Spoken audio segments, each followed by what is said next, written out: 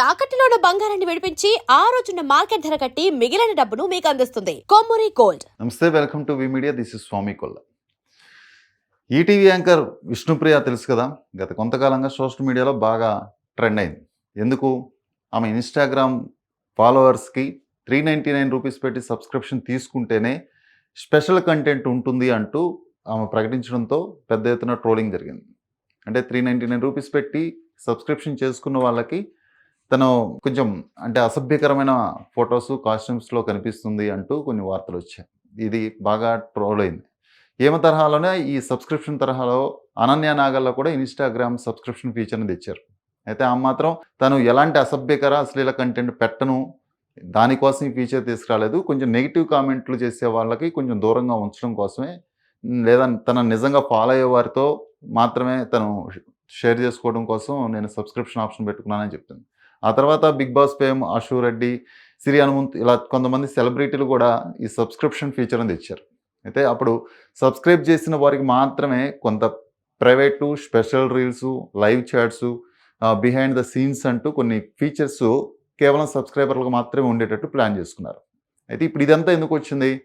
నిన్న జబర్దస్త్ ప్రోమోకి సంబంధించి ఒక ట్రైలర్ వదిలారు.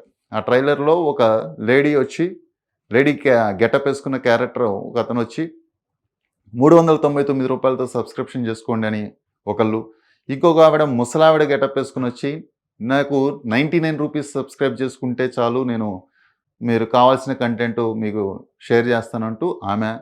ఈ వీడియోలోనే మళ్ళీ రష్మి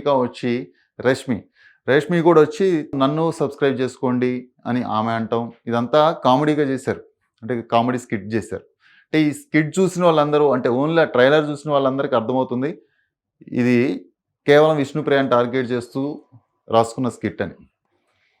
అలాగే ఇందులో ఒక వేణుస్వామి గెటప్లో ఒక అతను వస్తాడు. ఆ వేణుస్వామిని కూడా ఇంక్లూడ్ చేసుకుంటూ ఈ స్కిట్ అంతా ఫన్నీగా నేరేట్ చేసినట్టుగా ట్రైలర్ చూస్తే అర్థమవుతుంది. ఇప్పుడు ఇందులో కామెడీ ఏముంది, ఇందులో ఇష్యూ ఏముంది, ఇప్పుడు చర్చించుకోవాల్సిన అవసరం ఏంటంటే, విష్ణుప్రియ గతంలో చేసిన పనిని తీసుకొని ఇప్పుడు కామెడీగా జబర్దస్త్ సెట్లో స్కిట్ రూపంలో చేస్తుంటే, పక్కనే ఉన్న నాగబాబు, ఆయన గతంలో ఇలాంటి కామెడీస్ జబర్దస్త్లో జడ్జిగా ఉన్నప్పుడు ఇలాంటి స్కిట్లు చాలా జరిగినాయి. అందులో ఎన్ని డబుల్ మీనింగ్ డైలాగ్స్ ఉంటాయి, ఎంత వల్గర్గా ఉన్న స్కిట్స్ కూడా ఆయన పగలబడి నవ్వుతూ ఉండేవాళ్ళు. సో ఇప్పుడు ప్రశ్న ఏంటంటే, కేవలం ఆడపిల్లను కూడా వదలకుండా స్కిట్లో మీరు కామెడీగా ఫన్నీగా చూపించుకుంటూ వాళ్ళని టార్గెట్ చేసుకుంటా విష్ణుప్రియని కానీ ఇంకొంతమంది సోషల్ ఇన్ఫ్లుయెన్సర్ని ఈ సబ్స్క్రిప్షన్ క్యాప్షన్తో కామెడీగా స్కిట్ చేసుకుంటూ వాళ్ళని టార్గెట్ చేశారు.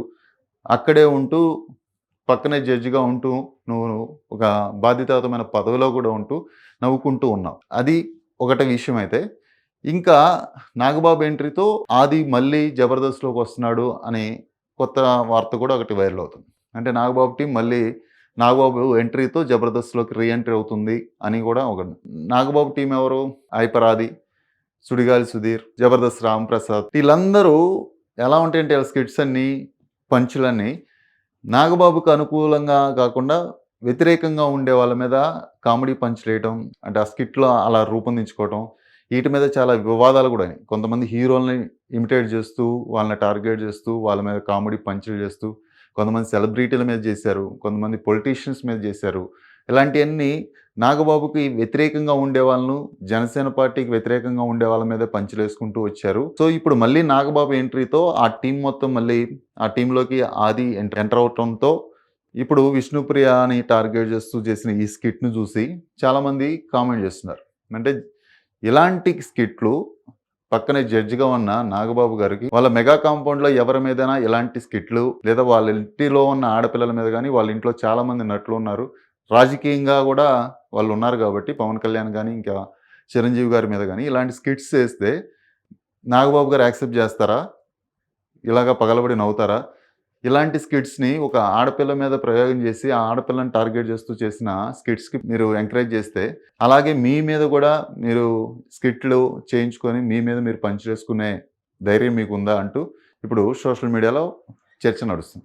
కొంతమంది కావాలని ఆది వచ్చిన తర్వాత కావాలని నాగబాబుకు వ్యతిరేకంగా ఉండే వాళ్ళందరి మీద స్కిట్లు రాయటం, వాళ్ళ మీద పంచులు క్రియేట్ చేయటం, జబర్దస్త్లో వల్గర్గా డబుల్ మీనింగ్ డైలాగులతో వాళ్ళని ఏ, కొంచెం టార్గెట్ చేస్తూ స్కిట్స్ చేయటం చూస్తాం.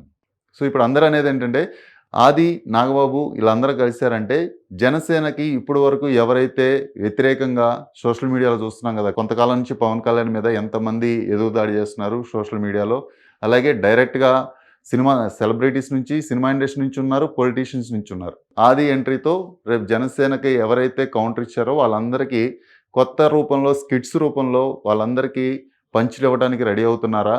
దీనికి నాగబాబు వచ్చాడు. నాగబాబు కావాలని ఇప్పుడు ఆదిని మళ్ళీ జబర్దస్త్‌లోకి రీ ఎంట్రీ ఇప్పిస్తున్నాడా?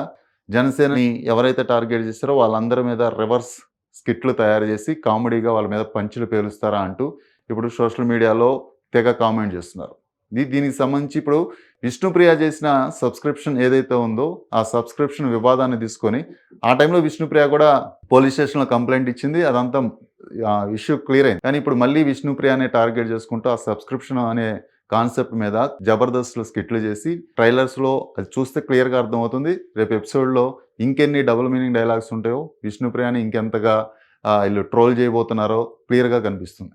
దీనికి సంబంధించి సోషల్ మీడియాలో రకరకాలుగా కామెంట్స్ వినిపిస్తున్నాయి.